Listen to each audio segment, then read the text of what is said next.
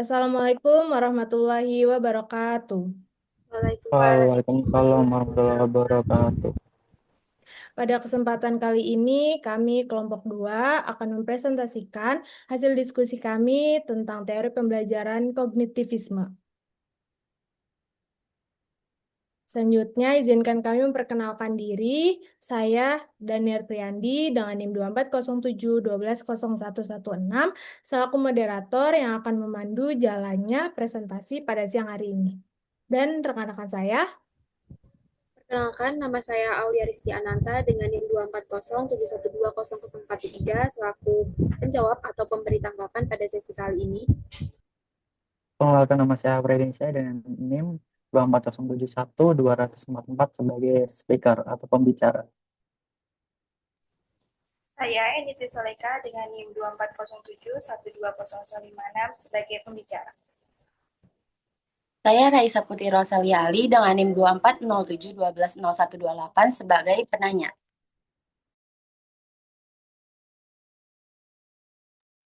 baik, untuk mempersingkat waktu, mari kita mulai presentasi kelompok kami yang dimulai dengan materi kognitivisme, pengertian kognitivisme.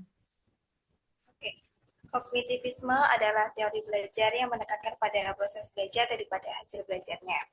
Teori ini melihat belajar sebagai aktivitas penataan informasi, reorganisasi persepsi, dan proses internal yang kompleks dalam pemikiran manusia.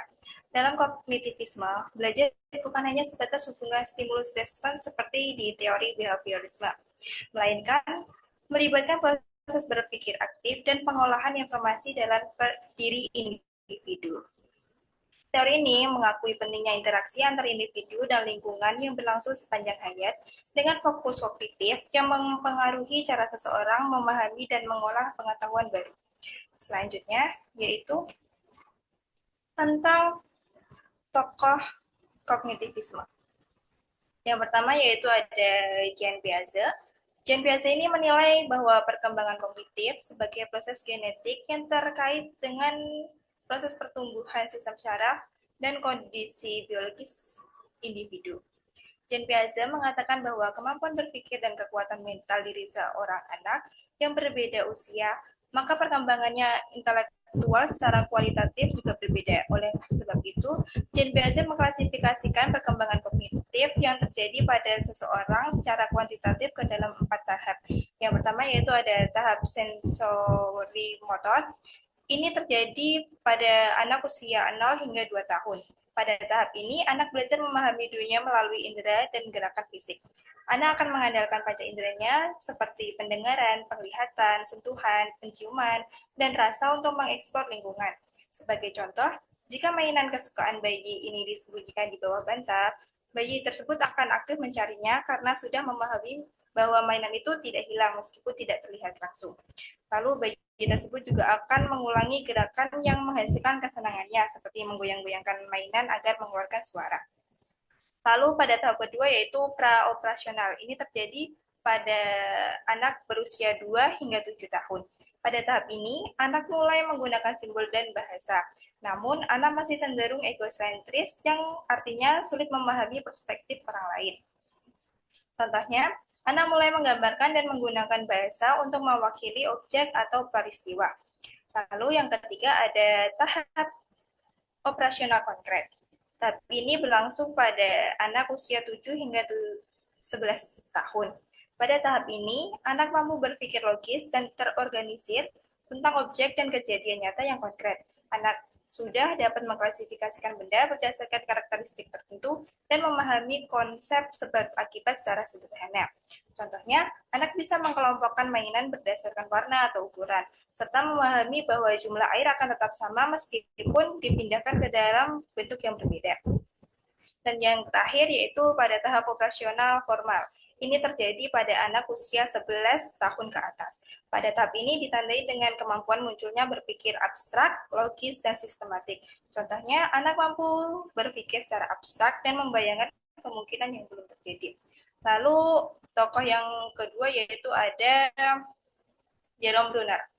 Jerome Brunner berpendapat bahwa guru harus mampu memberikan kesempatan pada peserta didik untuk mengembangkan kemampuan menyelesaikan masalah dan kecerdasan mereka. Menurut Brunner, proses belajar sangat dipengaruhi oleh budaya dan perilaku peserta didik. Dia mempopulerkan konsep discovery learning, yaitu pembelajaran di mana siswa secara aktif menemukan konsep, aturan, atau teori sendiri, sehingga pembelajaran menjadi kreatif dan bermakna. Brunner juga membagi perkembangan kognitif menjadi 3 tahap. Yang pertama yaitu tahap enaktif atau belajar melalui tindakan. Pada tahap ini, anak belajar melalui tindakan fisik dan pengalaman langsung dengan objek di sekitarnya. Contohnya yaitu seorang guru mengajak muridnya berhitung menggunakan beberapa pensil nyata yang bisa diraba atau dipindahkan secara langsung. Lalu yang kedua ada tahap ikonik. Tahap ikonik atau belajar melalui gambar. Pada tahap ini, pengetahuan dapat direpresentasikan dalam bentuk gambar, visualisasi, atau representasi mental. Contohnya, anak dapat membayangkan dan menggambarkan situasi nyata yang sudah pernah dialami tanpa harus memanipulasi benda secara langsung. Dan yang terakhir, tahap simbolik, belajar melalui simbol dan bahasa. Pada tahap simbolik, anak mulai menggunakan simbol abstrak dan bahasa untuk berpikir dan menyampaikan ide. Bahasa, angka, huruf, dan lambang matematika menjadi media utamanya. Contohnya, anak dapat menyelesaikan soal matematika menggunakan angka tanpa harus melihat benda nyatanya. Lalu selanjutnya ada prinsip dasar kognitivisme.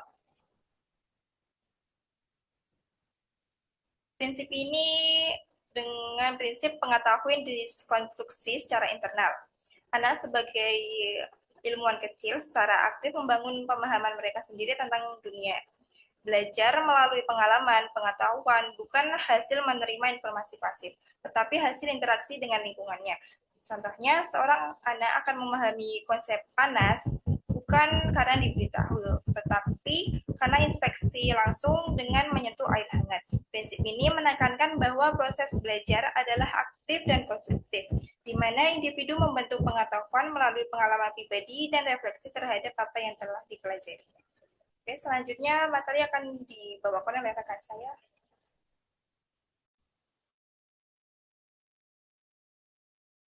Baik, selanjutnya ada peran dan skema dalam perkembangan kognitif. Skema adalah kerangka mental atau konsep yang mengorganisir sebuah informasi. Di dalamnya itu ada sebuah proses adaptasi, ada asimilasi, yakni memasukkan informasi baru ke dalam skema yang sudah ada. Kemudian ada akomodasi, mengubah atau membuat skema baru untuk menyesuaikan informasi yang tidak cocok. Di sini saya mengambil contoh tentang skema anjing.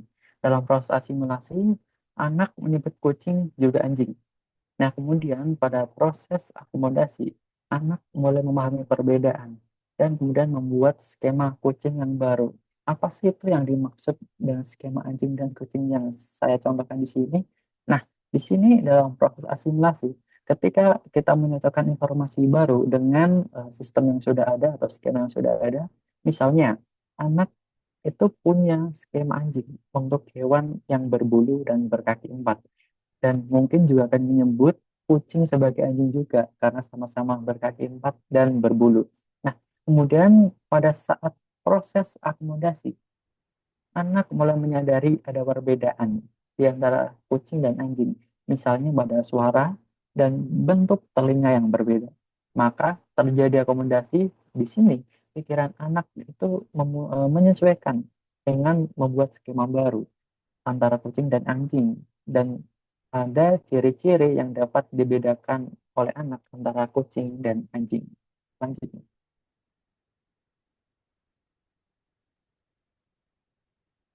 Kemudian ada model pembelajaran.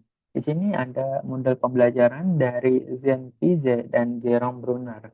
Dari Zenpize ada pembelajaran discovery learning atau pembelajaran penemuan, di mana siswa diberi kesempatan untuk menemukan konsepnya sendiri melalui eksplorasi, di mana siswa itu bukan hanya diteramahi atau menghafal kata-kata, tapi juga diajak untuk menjadi detektif dan ilmuwan kecil. Nah, sebelumnya sudah disebutkan oleh Annie, Dan ini caranya adalah guru itu memberikan sebuah masalah, pertanyaan, atau eksperimen sederhana.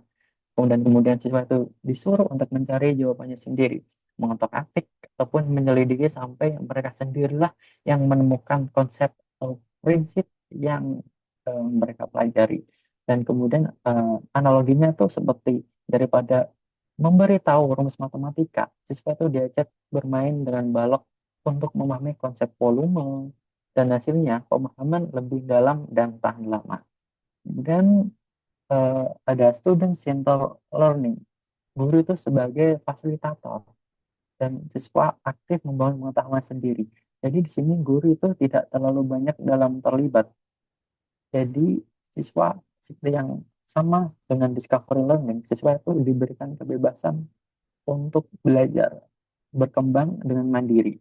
Kemudian selanjutnya ada tahap perkembangan kognitif seperti sensor motorik, praoperasional, operasional konkret, dan operasional formal. Sebelumnya sudah dijelaskan oleh Emi. Kemudian Jerome Bruner, di sini ada discovery learning, kurang lebih sama juga seperti dengan dari Zenpize. Kemudian ada spiral kurikulum. Nah ini sedikit berbeda dengan punyanya Zenpize, di mana spiral kurikulum ini adalah kurikulum spiral yang intinya pembelajaran itu diulang, tapi levelnya itu berbeda pada setiap tingkatannya. Nah, caranya itu sama. Contohnya adalah konsep gravitasi. Itu diajarkan sejak dini sampai kuliah, namun dengan pemberian materi yang berbeda. Contoh, ketika TK atau SD, gravitasi itu suatu benda yang jatuh dari atas ke bawah. Nah, kemudian pemaparannya ketika saat SMP itu sudah berbeda lagi, yakni gravitasi ialah gaya tarik bumi. Nah, kemudian di jenjang selanjutnya di SMA dan kuliah, gravitasi itu sudah melibatkan hukum Newton dan relativitas dalam pembelajarannya. Nah, dalam hal ini keuntungannya ialah pengetahuan itu dibangun sedikit demi sedikit dari yang sederhana dan menuju yang kompleks sehingga lebih mudah dipahami. Kemudian ada scaffolding atau bantuan bertahap dari guru agar siswa bisa mandiri. Yang mana itu ini seperti penopang, guru itu sebagai penopang. Intinya saat siswa itu mengalami masalah sulit, guru itu memberikan dukungan. Nah, dukungan ini bersifat sementara karena guru tidak selamanya dapat mendampingi secara penuh. Contohnya ialah ketika awal, guru itu masih banyak sekali memberikan contoh yang sangat lengkap dan detail bagaimana cara menyelesaikan soal, kemudian petunjuk langkah demi langkah. Dan kemudian pada tahap selanjutnya, guru itu mulai mengurangi eh, memberi petunjuk, mulai diberikan pemikiran untuk mandiri pada tengah-tengah ini. Kemudian pada akhirnya, guru itu membiarkan siswa untuk menyelesaikan soalnya sendiri. Nah, tujuannya itu supaya siswa lebih percaya diri dalam menghadapi masalah baru dan secara mandiri. Next. Kemudian ada implementasi pembelajaran, discovery learning, merupakan model pembelajaran yang menekankan pada keterlibatan aktif siswa dalam menemukan sendiri konsep atau prinsip. Guru tidak langsung memberikan jawaban, di mana selain itu guru menyajikan sebuah fenomena, masalah atau pertanyaan yang merangsang rasa ingin tahu dari siswa tersebut. Melalui pengamatan, percobaan, dan analisis, siswa berusaha menemukan pola dan menarik kesimpulan. Dengan cara ini, pengetahuan dapat diperoleh menjadi lebih bermakna karena ditemukan oleh siswa sendiri. Pembelajaran ini itu lebih bagus daripada sekedar mendengarkan ceramah atau teori-teori yang disampaikan oleh guru. Karena discovery learning ini melibatkan pemikiran yang mendalam dari siswa itu sendiri. Next. Kemudian ada advanced organizer, di mana dikembangkan oleh Ausubel dengan prinsip bahwa pengetahuan baru itu akan lebih mudah dipahami jika dikaitkan dengan pengetahuan yang sudah dimiliki siswa. Di mana sebelum menyajikan materi, guru itu memberikan sebuah kerangka, peta konsep, bahkan atau ilustrasi yang membantu siswa membangun jembatan konsep yang lama dengan yang baru. Strategi ini tidak hanya mempermudah pemahaman, tapi juga memperkuat daya ingat karena melibatkan bagan dan ilustrasi yang mana wujudnya visual, dan visual itu cenderung lebih mudah diingat. Next.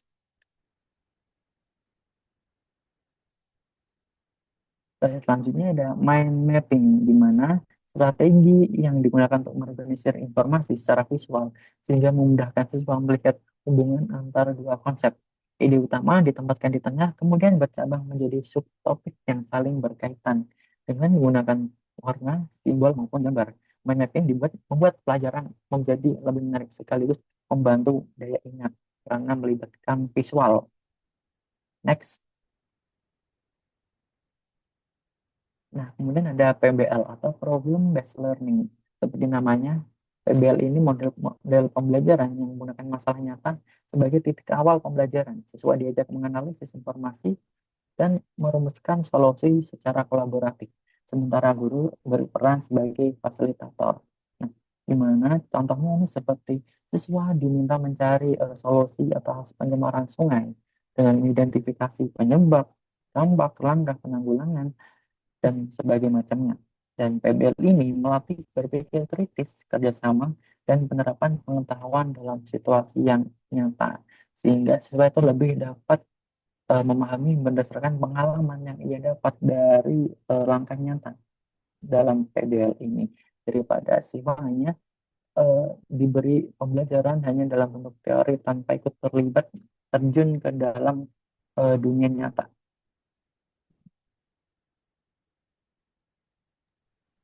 Oke, baik. Yang selanjutnya yaitu ada kesimpulan. Kognitivisme menekankan bahwa belajar bukan sekadar menerima informasi secara pasif, melainkan proses aktif dalam mengorganisasi, mengonstruksi, dan memahami pengetahuan melalui pengalaman. Tokoh utama seperti Jan Pize dan Jerome Bruner menekankan pentingnya tahapan perkembangan kognitif, peran skema, serta strategi pembelajaran yang berpusat pada siswa. Model pembelajaran yang lahir dari teori ini yaitu Discovery Learning, Spiral Curriculum, Scaffolding, Advanced Organizer, Mind Mapping, dan Problem Based Learning yang bertujuan membantu siswa membangun pengetahuan secara mandiri, kritis, dan bermakna. Dengan demikian, kognitivisme memberikan landasan penting bagi guru untuk merancang pembelajaran yang mendorong siswa berpikir aktif, kreatif, serta mampu menghubungkan konsep baru dengan pengetahuan yang sudah dimiliki.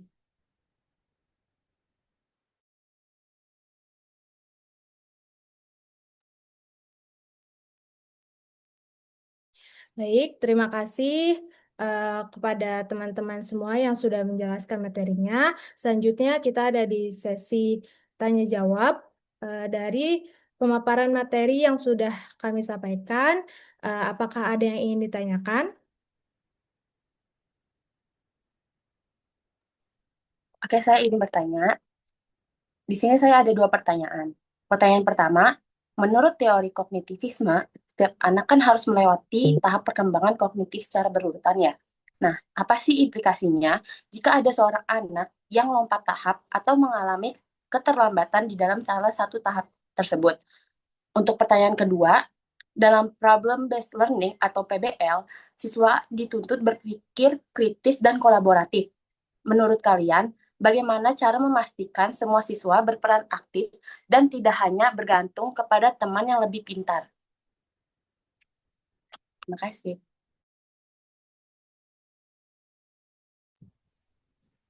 Izin menjawab dan izin mengulang pertanyaan yang pertama dari Raisa, yang mana pertanyaan nomor 1 tadi adalah bagaimana jika seorang anak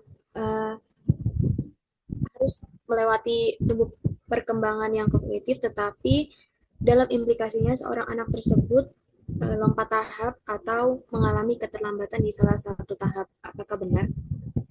Ya, benar. Oke, saya izin menjawab mewakili kelompok saya. Yang pertama, jika terjadi kelambatan di suatu tahap perkembangan kognitif pada anak, di sini anak akan mengalami hambatan pada keterampilan berpikir, seperti karena pondasinya itu belum terbentuk seperti itu. Contohnya, jika seorang anak itu terlambat dalam saat masa pra-operasional, yang mana ini melibatkan imajinasi dan juga melibatkan simbolisasi atau simbolis, ia mungkin akan kesulitan untuk memasuki tahap selanjutnya, yang mana tahap selanjutnya adalah operasional konkret seperti di logika sederhana dan juga pada konservasi seperti itu.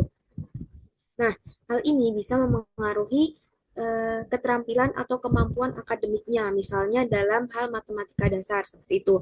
Lalu juga di keterampilan sosial dan juga keterampilan berkomunikasi.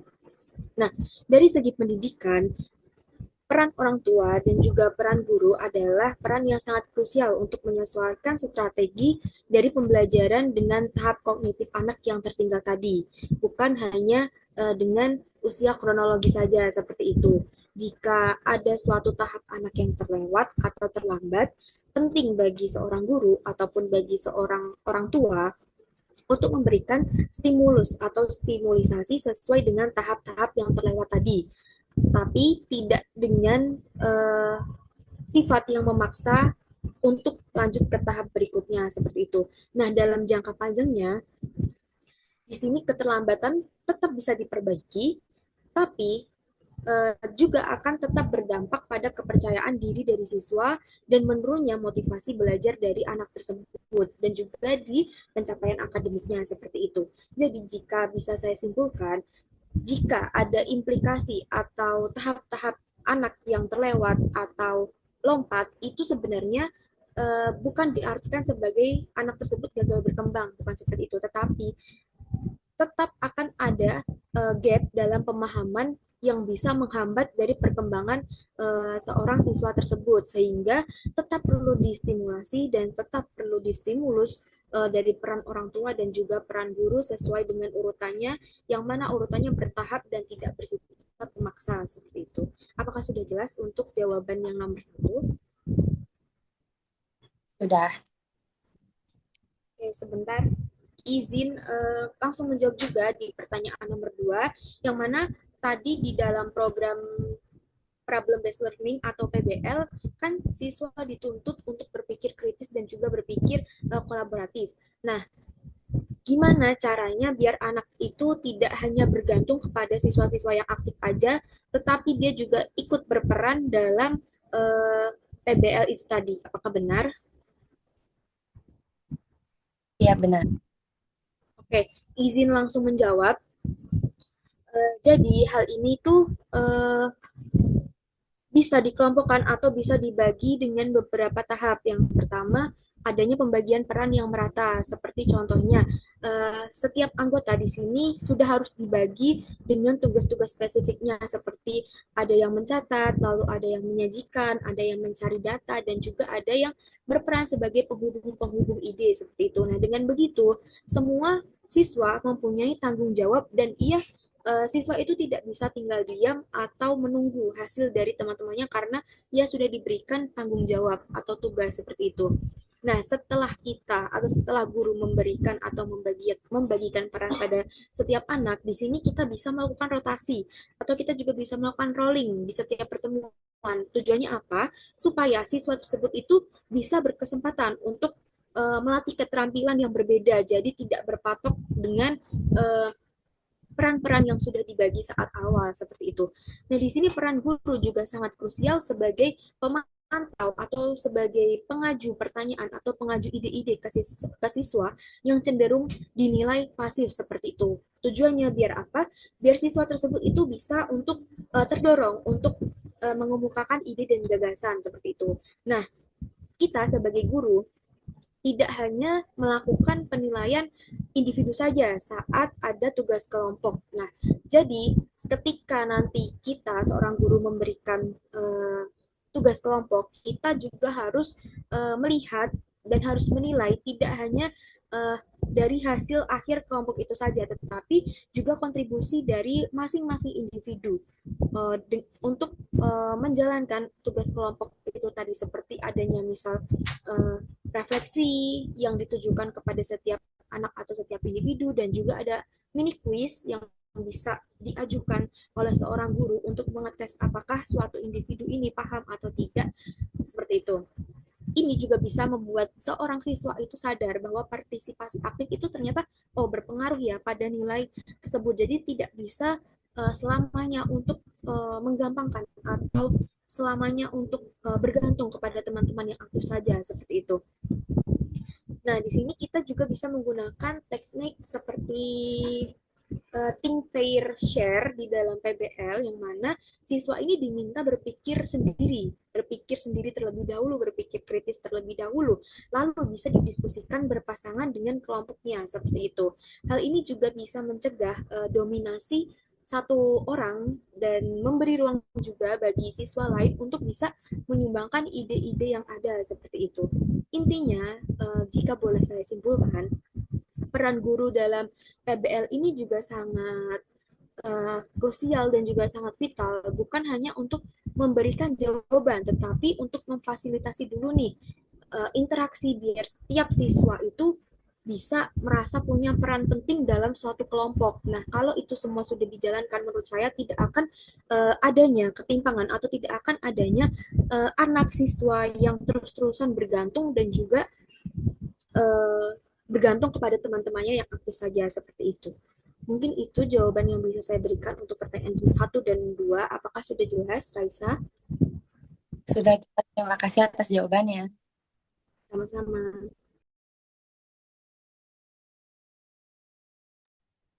Baik, terima kasih atas pertanyaan dan tanggapannya. Kita berada di penghujung acara. Kami kelompok 2 meminta maaf jika ada kesalahan kata, dan saya selaku moderator mohon maaf jika ada kesalahan kata. Wassalamualaikum warahmatullahi wabarakatuh. Waalaikumsalam warahmatullahi Waalaikumsalam warahmatullahi wabarakatuh. wabarakatuh.